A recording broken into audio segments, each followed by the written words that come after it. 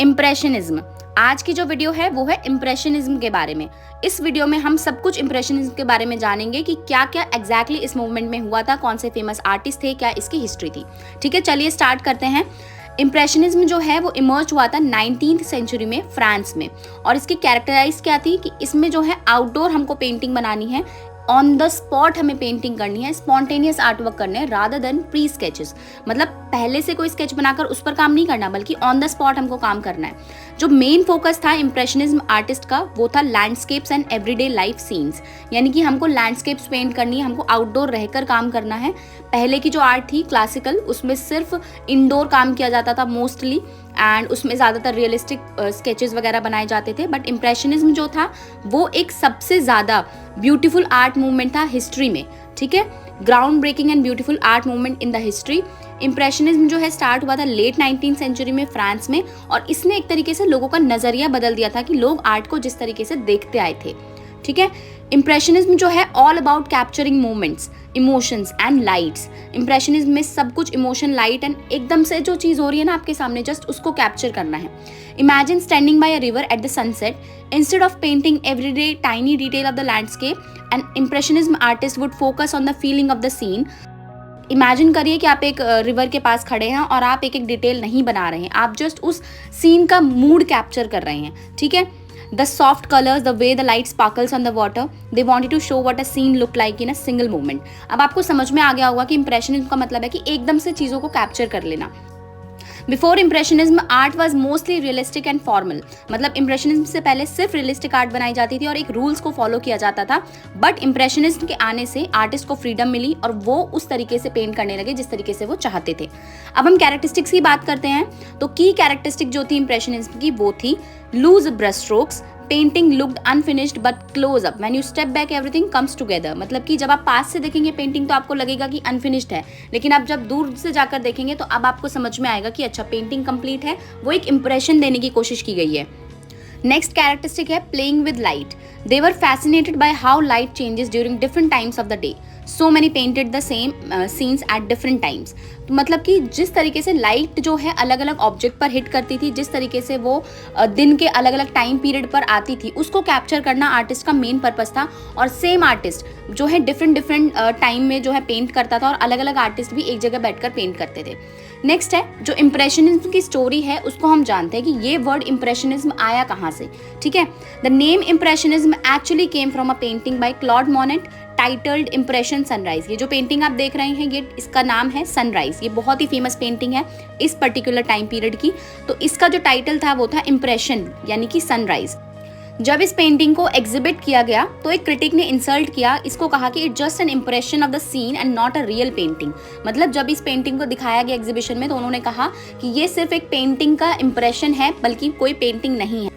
लेकिन यहाँ पर जो मोने थे जिन्होंने ये पेंटिंग बनाई थी, क्लॉड मोनेट और उनके फ्रेंड्स ने इस टर्म को बहुत ज़्यादा अप्रिशिएट किया, एंड तभी से इस मूवमेंट का नाम पड़ गया impressionism.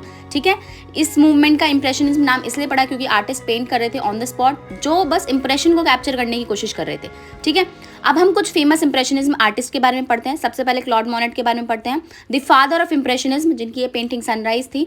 His series of water lilies and the Rouen Cathedral are examples of how he painted the same scene in a different light. उनकी सीरीज के एग्जाम्पल्स दिए हैं। ठीक, नेक्स्ट आर्टिस्ट है पियरे ऑगस्ते रॉन्ड्रे। ठीक है, known for his vibrant paintings. मतलब ये जो है अपनी वाइब्रेंट पेंटिंग्स के लिए जाने जाते थे, स्पेशली सोशल सीन्स को ये लोग पेंट करते थे। ठीक है, नेक्स्ट आर्टिस्ट है एडगर डेगस। इनकी जो फेमस पेंटिंग है बैलरीनास के बारे में, ये सबसे ज्यादा बैलरीनास को पेंट करते थे, जो डांसिंग गर्ल्स होती हैं, capturing there movement in dance. ठीक है, one of his notable works is the ballot class. ठीक है, सबसे ज्यादा इंपॉर्टेंट वर्क है बैलेट क्लास, और ज्यादातर उसी को पेंट करते थे। नेक्स्ट आर्टिस्ट है कैमिलो पिसारो। ये जाने जाते थे अपने रूरल सीन्स के लिए। ठीक है, विलेज लाइफ को ये पेंट करते थे सबसे ज्यादा। द बोलेवार्ड मॉन्टमार्टे एट नाइट इनकी जो है फेमस पेंटिंग है। नेक्स्ट आर्टिस्ट है एडवर्ड मैनेट। ठीक है, दो आर्टिस्ट हैं, एक मोने एक मैने। Although slightly different, मैने played a huge role in inspiring the impressionism। थोड़ा डिफरेंट तरीके से इन्होंने इम्प्रेशनिज्म में ह्यूज रोल प्ले किया है। His paintings Olympia shocked many people at the time. Olympia इनकी एक पेंटिंग है जिसमें कि एक न्यूड फिगर है, तो वो लोगों को आज तक मतलब ऐसे शॉक कर देती है कि उस टाइम पे आर्टिस्ट ऐसा कैसे बना सकते थे, जब बिल्कुल रियलिज्म और उस तरीके की पेंटिंग्स बनाई जाती थी। ठीक है, अब हम थोड़ा सा इंप्रेशनिज्म की लेगेसी के बारे में पढ़ते हैं।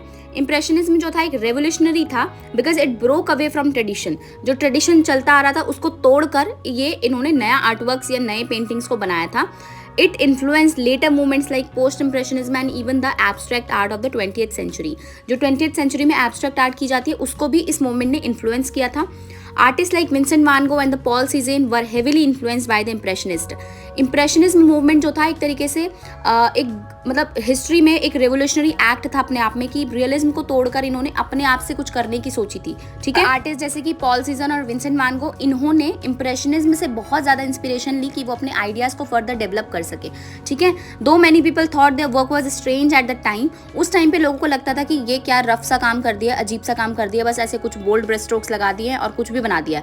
तो उस टाइम पे स्ट्रेंज लगता था, लेकिन आज इंप्रेशनिज्म एक one of the most loved art styles है। इनिशियली जो है इसको मॉक किया गया था इसके सीमिंगली इनकम्प्लीट अपीयरेंस की वजह से। The unconventional impressionist style has now risen to prominence as one of the most celebrated and well known art movements in the history. शुरू में इसे बहुत नकारा गया था कि ये क्या चीज़ है, क्या फालतू की चीज़ें हैं ये, लेकिन आज जो है एक वेल नोन आर्ट मूवमेंट बन गया है। ये बहुत ही ज़्यादा पॉपुलर और इन्फ्लुएंस करने वाला आर्ट मूवमेंट बन गया है। अब हम कुछ चीज़ें पढ़ते हैं जैसे कि इंटरेस्टिंग फैक्ट्स, जैसे कि इंप्रेशनिज्म जो था एक एग्जीबिशन था 1874 में पेरिस में हुआ था। ठीक है, लेकिन उस समय क्रिटिक्स ने क्या बोला कि ये तो चाइल्ड लाइक या बच्चों की तरह क्या आर्ट मूवमेंट है, ये कुछ भी नहीं है, मतलब कोई एग्जीबिशन नहीं है, ये बहुत ही बचकाना सा है।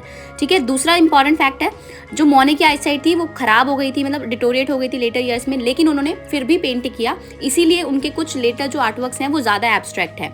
ठीक है, नेक्स्ट है Degas was more interested in photography later in life and often used it to capture the movements of a subject.